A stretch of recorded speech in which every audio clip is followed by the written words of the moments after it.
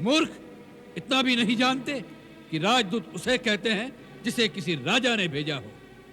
जंगल से आए हुए किसी भिखारी के भेजे हुए वानर को राजदूत नहीं कहते।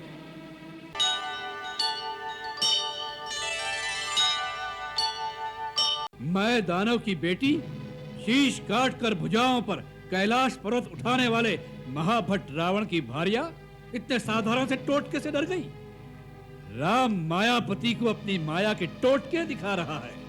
ये टोटके नहीं महाबली, ये अवश्य राम का बाण था। यदि बाण भी था तो क्या हुआ? जब तक ऊंट पहाड़ के नीचे नहीं आया तभी तक बल बला रहा है। अभी उसने दशानन की चंद्रहास खड़क की चमक नहीं देखी है। ब्रह्मास्त्र, नागपाश, इंद्र से छिने वज्र, मायावी शूल से सामना नहीं किया है।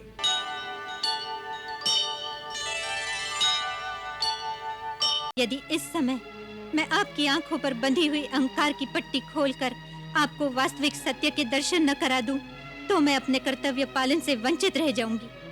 क्योंकि हर पत्नी का ये धर्म है कि कुमार्ग पर भटके हुए पति को सत्य की राह पर ले आए। जैसे कि हर अच्छे मित्र का कर्तव्य है कि वो अपने मित्र से गाली सुनकर भी उसे कुमार्ग से बचा कर ले जाए, ऐसा ही पत्नी का भी धर्म है। पत्नी से बड़ा मित्र और कोई नहीं होता नाथ।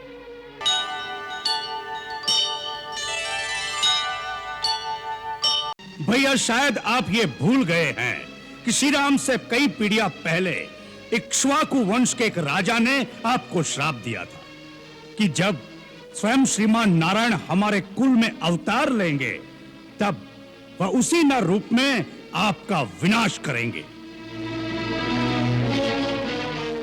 वो बात भी भूल गए जो नारद ने मुझे बताई थी कि विष्णु ने राक्षसों का नाश करने के लिए अयोध्यापति दशरथ के घर जन्म लिया है।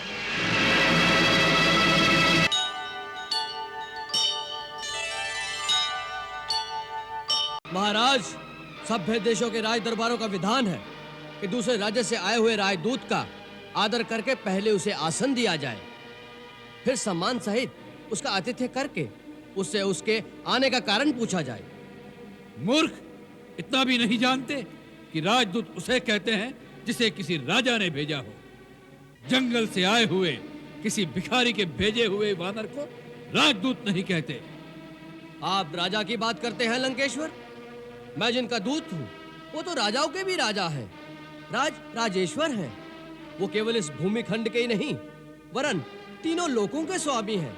देवताओं, वेदों और विधि के भी वही नायक हैं। मैं उन्हीं त्रिलोकेश्वर का, श्री राम का राजदूत हूँ।